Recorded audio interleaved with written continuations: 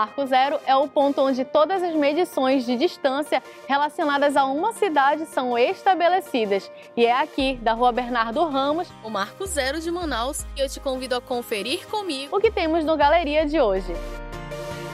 Baú de histórias no Museu Paço da Liberdade. Uma visita à exposição fotográfica Manaus, Caminhos do Olhar. Não sai daí que o Galeria já está no ar.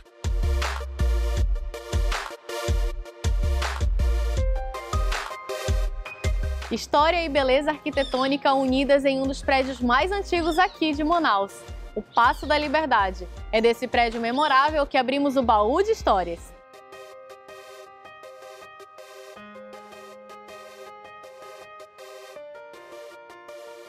E eu estou aqui com o Leonardo, que é gestor aqui do museu, e é ele quem vai me acompanhar nessa viagem. Mas antes ele vai explicar um pouco melhor pra gente o que é o Paço da Liberdade.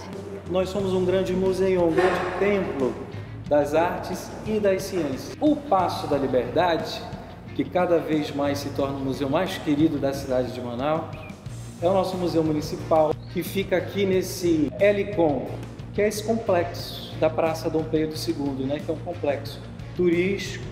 Nós somos um museu histórico, nós somos uma galeria de arte e nós somos um sítio arqueológico. E a gente convida você a visitar o museu. Agora, depois de entendermos o que é o Paço da Liberdade, nós vamos iniciar a nossa viagem aqui pelo museu.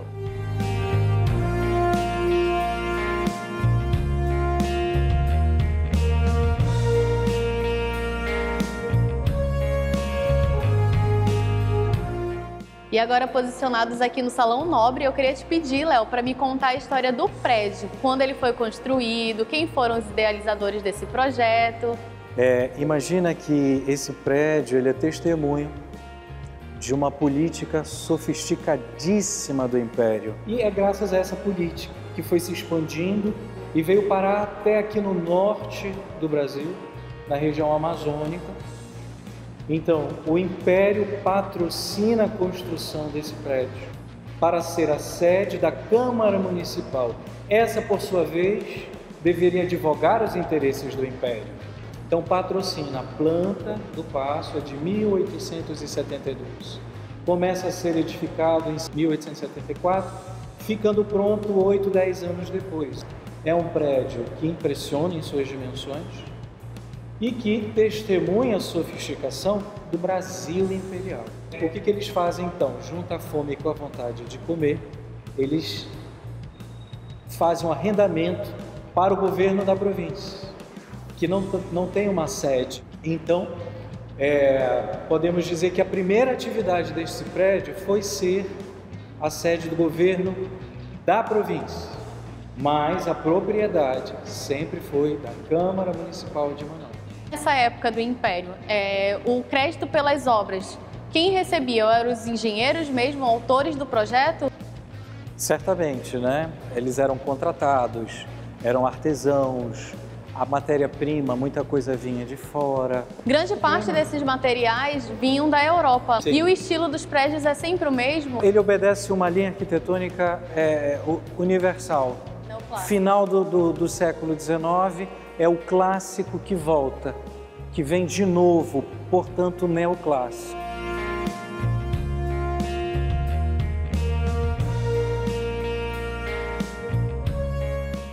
Claro que vocês notaram que nós trocamos de ambiente, isso porque a nossa conversa vai ser assim, né, Léo? Vamos conhecer os diversos ambientes que tem aqui no museu.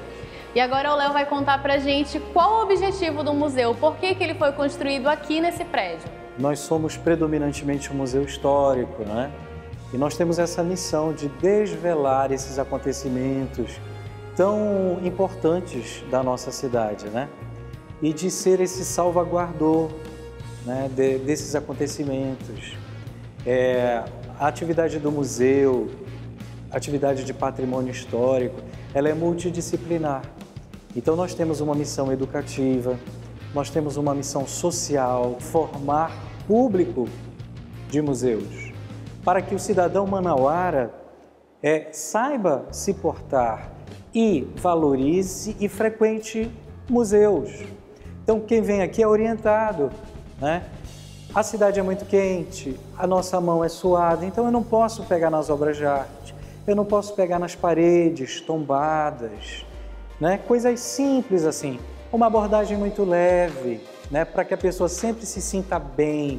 O museu é a sua casa, né? Conta a história do seu patrimônio. Então, a pessoa que sai daqui já sabe como se portar no Palacete Provincial, né, da Praça da Polícia, que são 5 museus em um. Aqui nos colegas ao lado do IGA, Instituto Geográfico Histórico do Amazonas, já sabe como se portar lá. Ou, se for no Guild de Belém, já sabe como se comportar. Se for no Louvre, na França, ou no Museu Britânico, na Inglaterra, já sabe como se portar. Em qualquer local do mundo, aprendendo aonde? Aqui no Paço da Liberdade. Então a pessoa entra aqui com uma visão e sai daqui com a cabeça completamente. Porque além de sermos um museu histórico, somos um sítio arqueológico, né? E essa arqueologia, essa ciência que estuda o passado, né? E enquanto museu também que trata dessa questão arqueológica, salvaguardamos os registros materiais das civilizações que passaram aqui por essas terras. Enquanto galeria de arte, né, a gente faz um trabalho terapêutico. Ao observar uma obra de arte, qual é a sua questão psicológica? Todas, menos a indiferença. Você se sente provocado, estimulado, você se sente apaziguado, pacificado, você sente raiva, você sente uma provocação, um estímulo. Isso tudo é um trabalho psicológico do museu e terapêutico, portanto. Observação de materiais, como é que aquela obra foi realizada, uma pintura a óleo sobre tela ou sobre papel, né? Uma pintura acrílica, uma xilogravura, uma temática mais zoomórfica, antropomórfica, né? A pessoa se força, então, de uma maneira positiva, a entender diferentes visões. Visões, e são várias leituras, porque são vários livros. Uma obra de arte é um livro a ser explorado, né? Quem foi seu autor? Em que período ele realizou aquela obra de arte? O que ele quis dizer com aquela Exatamente. Um mobiliário antigo, para que função ele foi construído? O seu carpinteiro, que tipo de madeira foi utilizado, né? Quem utilizou, quem sentou, quem assinou uma documentação numa mesa histórica, por exemplo, num dos nossos salões.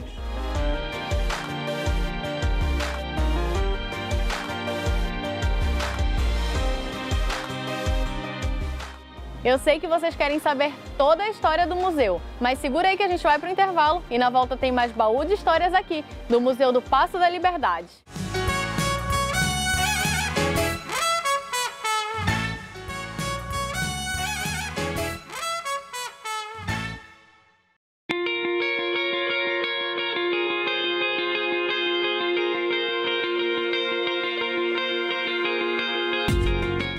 O Galeria está de volta. Vem comigo saber mais detalhes sobre o museu da cidade.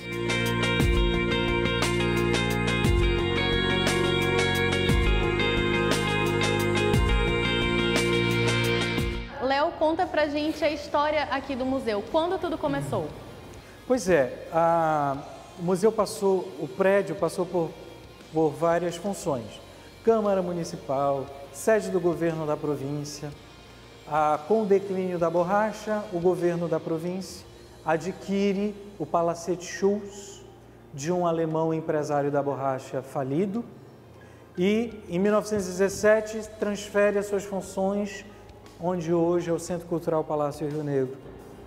E tem um detalhe aqui desse local, né? Em que ano pegou fogo o prédio? Isso foi nos anos 30, foi um incêndio que abalou a estrutura do telhado e do forro. Mas o seu restauro, ele foi muito feliz acompanhando... Deu de forma rápida? Praticamente, acompanhando o material utilizado anteriormente. Então manteve a estrutura original? Manteve a sua estrutura original. Quando o governo da província se transfere, né, a Câmara volta a ocupar o prédio, juntamente com a Prefeitura. Aqui foi sede da Prefeitura, Foi sede né? da Prefeitura, né? Na época do Império, Os prefeitos são chamados intendentes municipais ou superintendentes municipais. Após esse período é que já são chamados prefeitos e aqui comandaram o município. A Câmara sai, vai para uma sede própria e vira tudo prefeitura, que está na memória mais presente da população. Tanto que a nossa referência, vai visitar o Museu da Cidade, o Paço da Liberdade. Onde é? A antiga prefeitura. O antigo prédio da Prefeitura de Manaus. Né? Aí o que acontece? A prefeitura sai, aí o prédio entra em declínio. Né? Muita chuva, muita vegetação. Ficou sem ser utilizado. Abandonado por um tempo. Aí é quando se idealiza o seu restauro e a sua abertura enquanto museu. Em que ano foi feito esse restauro? Bom, ele é preciso salientar que em 2005, na época do restauro, a obra fica embargada há 3 anos, porque são encontradas as urnas funerárias indígenas aqui dentro, no subsolo do prédio. Então isso atrasou um pouco, mas em 2012 eles entregam e em 2013 ele passa a ser aberto à população, né? Nessa gestão. Esse ano é simbólico, 2013, e até hoje em dia, 2018, aí nós temos um museu nascente aí, né? Com 5 anos de atividade.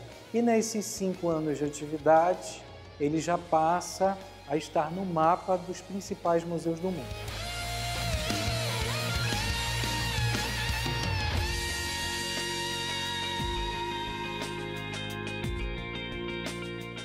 Chegou o momento em que as pessoas mais esperam para saber, que é o que vão encontrar aqui no museu. Isso. A gente disponibiliza serviços de múltiplos interesses. Então, para a turma de engenharia civil, de arquitetura, interessados em saber mais sobre o prédio, né? Sobre o restauro. A turma das artes visuais, das artes plásticas, né? Que querem contemplar as obras dos artistas na nossa Pinacoteca, que é a grande coleção de quadros do município. Artistas como Moacir Andrade, né? E tantos outros. Nós temos aqui o Volpe, Burle Marx, nós temos artistas como Ellen Rossi, Turenco Bessa e tantos outros. Na ala histórica, o Salão Nobre é uma exposição com as fotos dos ex-prefeitos. No período do Império eram chamados intendentes municipais. Você vai ver os prefeitos no período que as mulheres passam a votar. O mobiliário, né, que existia no tempo ainda, que aqui era a sede do governo da província. Visitando a Sala Amarela, você pode conferir os tapetes orientais. Não pode deixar de visitar e conhecer a Sala de Arqueologia. No mesmo espaço, você vai ver períodos distintos da história. E a nossa grande galeria de artes também. A coleção Thiago de Mello, que fala, através da sua literatura e da sua poesia, faz escuro, mas eu canto. E cantou e nos legou, através da coleção Thiago de Mello, esse tesouro maravilhoso, doando esses quadros. E agora todos os munícipes têm acesso gratuitamente. Além dessas exposições permanentes, como a do Thiago de Mello, como a exposição de outros artistas, é possível também apreciar exposições temporárias. Quais são as exposições temporárias que estão aqui no salão no momento? Nós temos uma dinâmica de exposições muito grande, né? Então, hoje, nós temos 2 exposições temporárias, né? Que falam de desenho, mas de natureza muito distintas. Nós temos a exposição do grupo Estúdio House 137, que celebra a grande indústria do HQ, que começou também, nos remete ao pop art, né? No final dos anos 30, começo dos anos 40, que essa indústria promoveu produtos artísticos ainda muito contemporâneos, para todas as idades, de 5 anos até 105. Né? Além dessa exposição, nós contamos com a exposição de outro artista também, né? Artista. É um artista local? É um artista local. E é a sua primeira exposição como desenhista, aqui no Paço da Liberdade, que é o G.C. Araújo, que ela já traz motivos mais oníricos, né? O tema dessa exposição dele é o mundo e a sua imaginação. E ele apresenta, através dos seus desenhos, traços muito precisos, com temas mais zoomórficos, antropomórficos, desse mundo que ele criou, habitações, unidades habitacionais, o mundo que ele imaginou. O museu é tombado, então há todo um cuidado com as paredes, com o piso, mas nós construímos estruturas de madeira capazes de servirem de expositores, como expositores dessas obras de arte. Então, nós temos essa dinâmica de exposições temporárias aqui no museu à disposição da população. E quais dias a população pode vir visitar? Dias e horários? Muito bem, nós estamos aqui abertos de segunda a sexta, de 9 às 16h30, aos sábados, de 9 ao meio-dia, e todo segundo domingo do mês, de 17 às 21 horas. Maiores informações, agendar visitas, colégios, instituições, grupos de turismos, através do 98822-4497, também é o WhatsApp, só falar comigo, Leonardo. E claro que não poderia faltar um convite bem especial para a população vir conhecer o museu. Exatamente. Você que quer saber mais um pouco da história da sua cidade, desse complexo onde está inserido o museu, que é o complexo turístico, arquitetônico e histórico da Praça Dom Pedro II, venha visitar o Paço da Liberdade. Você vai sair daqui muito melhor do que entrou.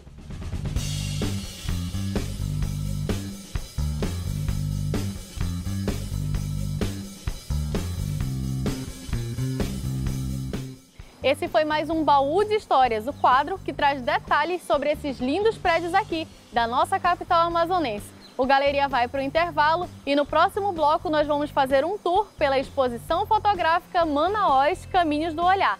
Não sai daí!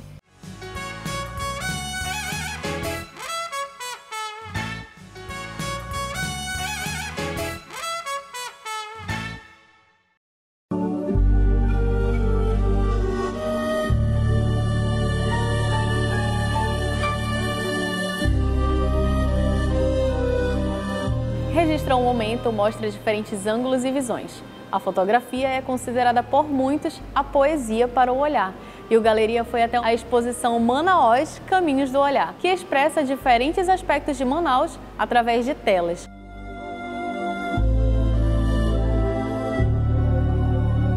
Manaus é uma cidade riquíssima de visualidades, e visualidades muito intensas, muito originais, muito características. Ela oferece uma cenografia social única no Brasil. Essa já é a terceira participação de grupos de artistas fotográficos dentro da Galeria de Arte do IBEU. E esse é meu papel, fazer com que isso se desenvolva dentro de uma narrativa poética. Você não tem só a fotografia, você tem uma narrativa. Os caras estão contando histórias, os caras estão fazendo composições visuais com suas obras.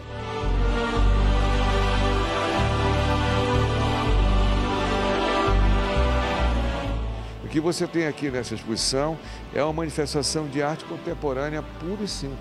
Apresentaram, no final das contas, o que queriam mostrar como artistas, né?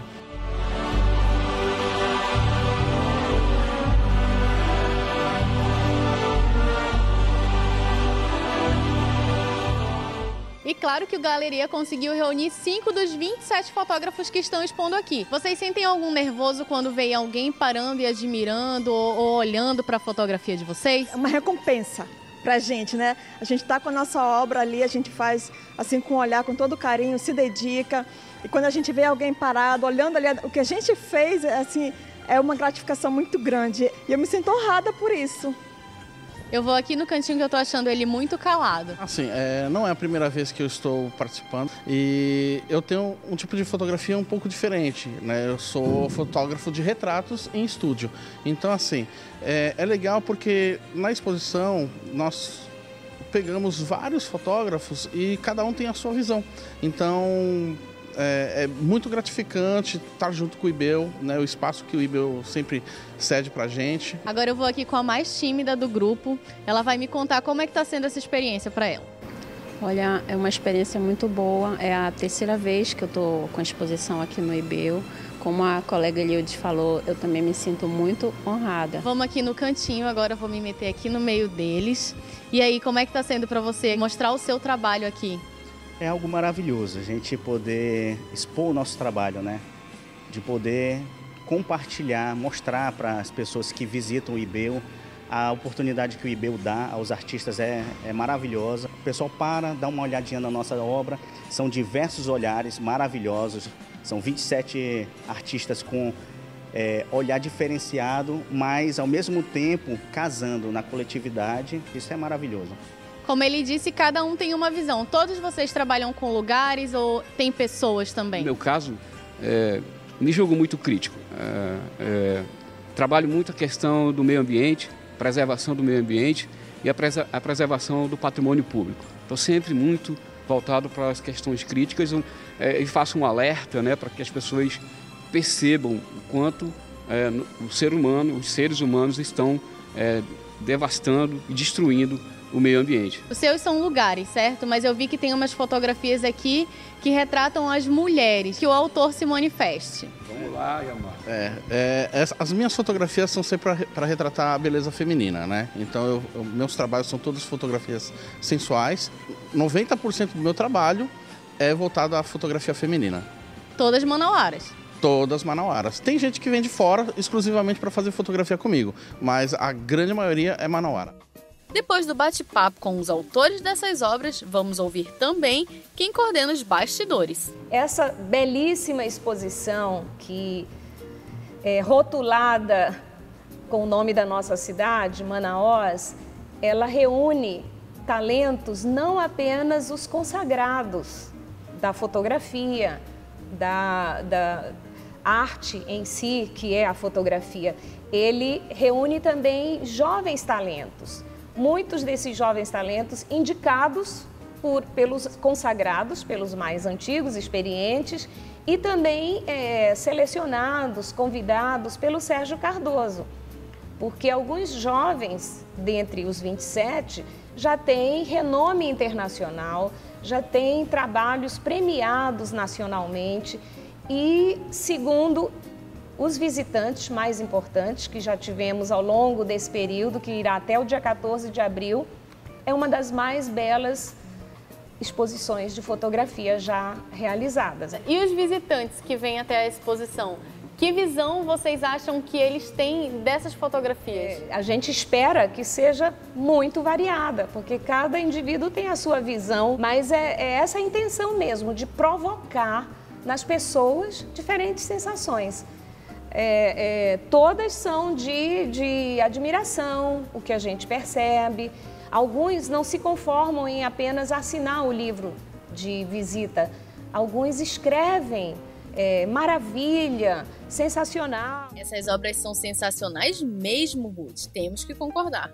Mas diz pra gente, quais dias a galeria está aberta para visita? A partir das 15 horas, de segunda a sexta, até às 19 e 20 horas. Sábado, pela manhã, a partir das 8h30 até 12h30, 13 horas. O importante é destacar os eventos que vêm acontecendo na galeria, eventos culturais, comandados pelos próprios artistas. Tivemos oficinas com Rafael Alves, bate-papos com o Iamada, teremos ainda mais duas com o Michel, com o Navarro, mas também convidados, não expositores, como teremos agora, dia 27, uma grande mesa redonda com a Cátia Brasil da Amazônia Real, convidando diversas mulheres de destaque na sua atuação, e o tema será violência contra a mulher. Ficam todos convidados a participar, não apenas mulheres. O público em geral é bem-vindo, porque será uma discussão muito profícua. Ruth, eu queria te agradecer pelo espaço que você cedeu para o programa Galeria e espero que a gente possa voltar mais vezes para fazer cobertura de outros eventos que a galeria aqui do IBEL sempre realiza. Nós é que agradecemos muitíssimo, sejam sempre bem-vindos.